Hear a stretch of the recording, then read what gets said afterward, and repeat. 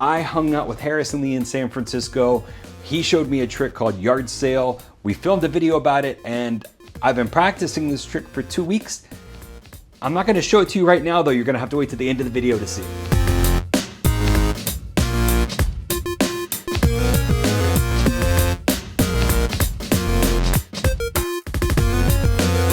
Welcome to PopCast, a crowd-sponsored yo-yo show. Huge shout out to John Anderson, Tucker from Spin Gear, Doc Lucky Meisenheimer, and the rest of my sponsors over on patreon.com/DocPop. This episode, we have a special guest, Mr. Harrison Lee. How are you doing today, Harrison? Doing great. Thank you so much for having me. You happen to be in town in San Francisco, and we're on the Slow Street on Sanchez. Beautiful here. Yeah. I just spent the last week going on a road trip with a guy named Coleman Weimer. I've been yo-yosing for about 12 years as well. And we started in Seattle and went all the way to here in the Bay Area filming yo-yo tricks and material with as many players as we can along the way. So wait, you are on a yo-yo tour shooting like a clip video? Is that the goal? A clip video, a bunch of clips here and there. Lots of promotional material for a new project that I'm working on, which you can get into later. But a secret new project that you won't get to find out till in about 5 more minutes, and you'll find out what it is. I want to know, how did you get into yo-yoing? I got into it about 13 years ago. Like anything in middle school, it was just like one of those middle school fads. And so, you know, it was like Pokemon cards, you know, friendship bracelets, kind of the list goes on there. And then it was yo-yo.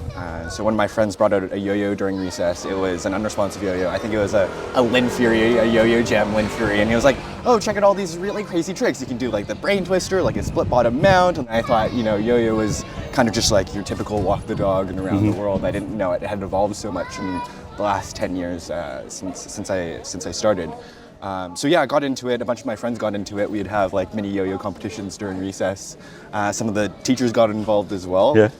But like anything else, people just began to lose interest over time. I was like moving on to the next fad, which was like Minecraft and Yu-Gi-Oh cards. And I was like, okay, you guys can have fun with that. You know, I'm gonna have fun over here with the yo-yoing.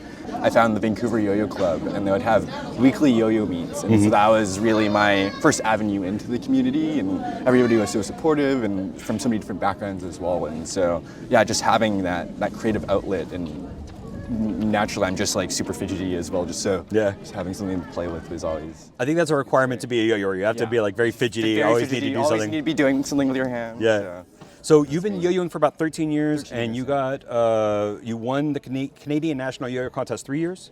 3 years, not 3 years in a row, but in 2013, 2017, I believe, and 2019. So we talked about this new project that you're doing. Yes. You have a new yo-yo. I want to hear your thoughts before we talk about that. You have been making yo-yos with Caribou Yo-Yo Lodge, CLYW. Yes, CLWY, Caribou Lodge. The Orca, the Otter, both of those are kind of legendary. I think that maybe the Orca is like a holy grail kind of yo-yo for competitors. Yeah, for sure. Yeah, no, it was that was such a fun project to work on with Chris. It actually started as a school project, and when I was in grade 10, we had this opportunity to choose whatever we wanted and work on it for a year. And so, me being me, I was like, oh, you know, I've always wanted to have my own yo-yo, so why don't we see if that could be an opportunity? And so it started as a school project, but then it evolved into this big Caribou Lodge signature yo-yo.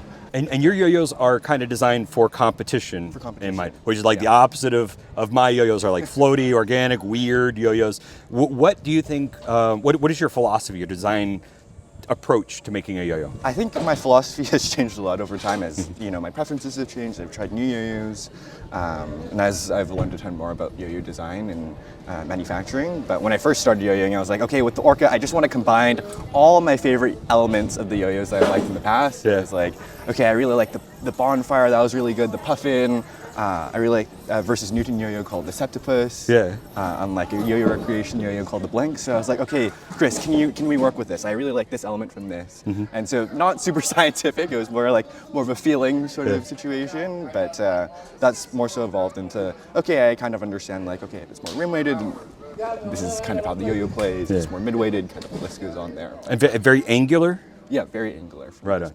So let's hear about your new yo-yo. Yes. Okay. So. New project, we're leading a collaboration between Caribou Lodge and Atmos. It's called the Canopy Collection.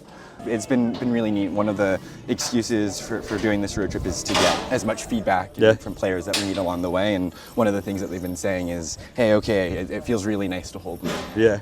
That's cool. It's a good feedback. Good feedback. Good feedback. This is the Populist. It's my attempt at a competition yo-yo. Organic inner walls, angular V-shaped or wedge-shaped kind of outsides, and I feel like this would also hit those urges. And I kind of feel like it's got those vibes. Similarities. I was wondering, what are you most proud of? Is it your time competing, or your time designing yo-yos, or a trick you come up with? Yeah, no, that's a really good question, and I feel like over the past 13 years, yo-yoing has opened so many doors for me. You know, when I first got into yo-yoing, I was this super shy and introverted kid, and so being able to go to competitions, performing at festivals, traveling all around the world. Being on TV, you're on TV all the time. You were on Wired. Hello, my name is Harrison Lee. Today I've been challenged to demonstrate yo-yo tricks in 26 levels of increasing complexity. And now Harrison's going to teach me a trick that has not yet been named yet. We can name it on the spot. I think we've already decided on a name. It was not named before, but it's called Yard Sale. Yes. And hopefully we didn't do a Because YouTube there's a yard search. sale behind us. Because there's a yard sale behind us, we're not very clever. So Harrison's going to teach me a trick called Yard Sale. Come along. Okay, so it looks like this. We're not going to do that here. Okay.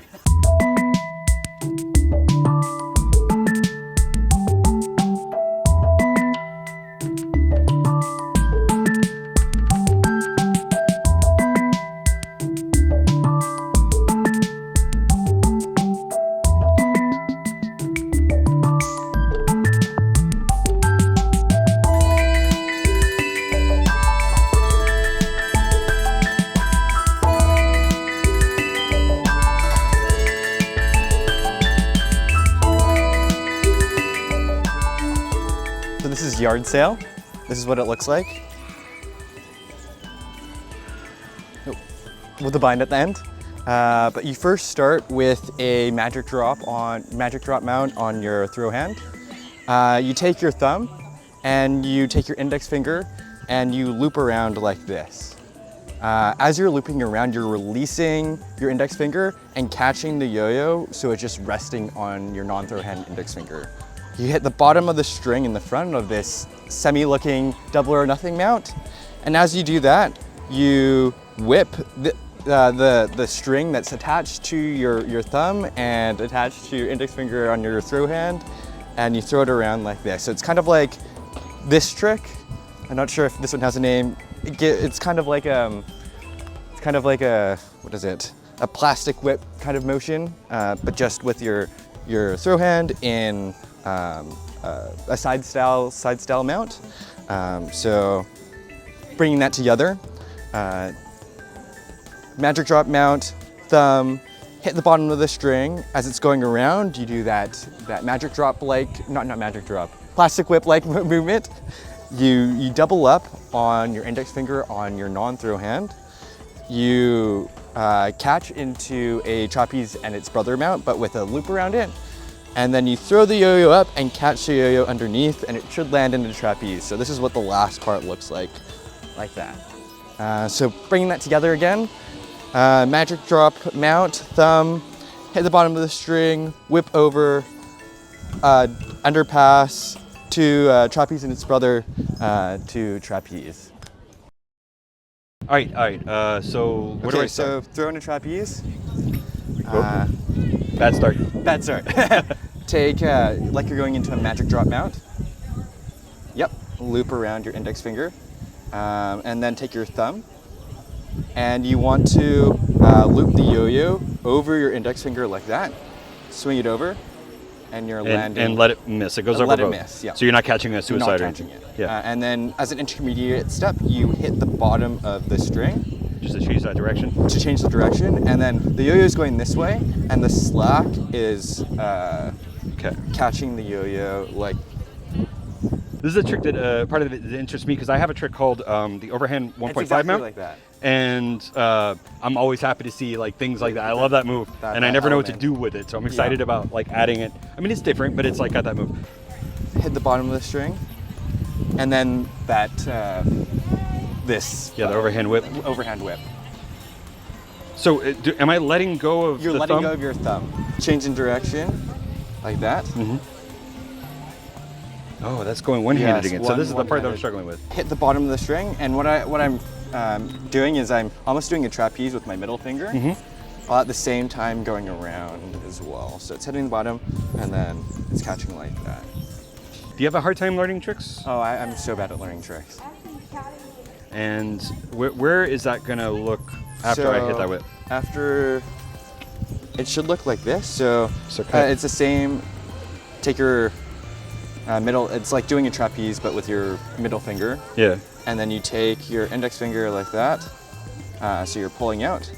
And then here, transfer from your middle finger to your index finger. And The other way. You want to somersault onto your non-throw hand. Exactly. And then like a Mach 5? almost like a Mach 5. Yeah. And then you loop around, and so it rejects almost into the trapeze and his brother magic drop kind of mount. So you're here, it comes out, and then you're in a magic drop. And then you're doing that whip, but you're combining it with another element. Yes, exactly. And then, yep. And then, yes. And then you do the jade whip, but as you're doing the jade whip, you intercept the hand. Yeah. So that's cool. And it doesn't just land like this, but instead you can land it back into a trapeze. Yeah, like a fake slack aside. Aside. Can you hold the yo-yo? I really want to understand what's going on here. So like, so you're like here. when I'm going here, can you like hold my yo-yo and show me what's supposed to happen? Yep. So let me just do it real quick so I remind myself. So you're crossing over, and then the yo-yo is doing. The string is going around. We're getting all of our strings mixed up. This is a terrible idea. This is a terrible idea. But it should land something like that, I believe. All right. Okay. Yeah. And then you had it that boop. Yeah. And although that looks wrong. Okay, it's supposed to be on the trap. Hey, we've actually gotten through the whole trick. We've right? gotten through the whole trick. I just have to learn it. Yeah. No, I have to learn it. Bring everything together. Right. Trapeze. Trapeze. Magic drop mount. Yes. Hit the bottom of the string. Yes, exactly. And then to the trapeze and its brother magic drop like mount. And then you do the jade whip while. So you want to release the string first, and as the string is being released, this is the intermediate step. Yeah. And then it lands into the string. And then you can release your throw hand index finger into the trapeze. Oh, that's so rough. It's so rough. It's a timing thing. Like you want to release the whip first, and then as the whip is coming around, you rest it on your index finger on your non-throw hand. And then as the whip is coming around, it hits the whip, and then you can release your index finger. So it has the illusion that you're just going straight into the trapeze like that. Right on. And one thing I wanted to point out, something that you did in the beginning that I also do a lot, and I always like to call it out, is we use our pinkies sometimes when you're doing something like branding or stuff like that. I like to actually use my pinky to kind of move the string, so I have like a bigger area of string. Oh yeah. Right. For sure. Instead of just kind of being here. Yeah. If you put your pinky in. So the thing that I'm pointing out here is when you showed me this trick and you showed me that you do this, the first thing you did was you actually used yeah, pinky. that's a really good point. I think that's just something that I picked up when I first started yo-yoing because I was so short, and so it just automatically regulate with my throw hand. Well, it gives you more control. It moves the string out of the way and stuff like that. And you don't do that with the next one, but this overhand whip, it's going to benefit because you have your pinky in there. Now that whip is this big instead of being much smaller. Yeah. So that little thing you're doing with your pinky is going to help with that. That's cool. Yeah, no, it's awesome that you picked up on that because it's something that I just do on autopilot, I guess. Well, thank you so much for teaching me yard sale, teaching us yard sale. Thank you.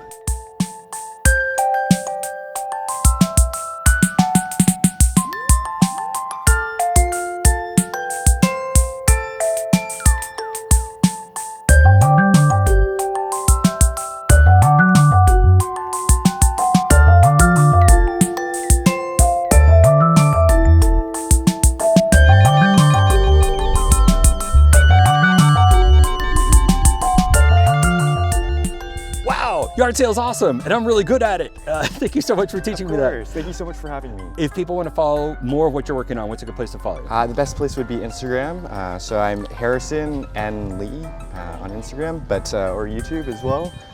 But yeah, that'd be the best place. Right on. Well, follow Harrison. If you learn yard sale and you want to share it, tag us both so we can kind of check it out and critique you. I'm very judgmental. And that's it for this episode of PopCast. Again, huge thanks to all of my sponsors on patreon.com/DocPop. I hope you enjoyed the episode. We'll see you next month. Amazing.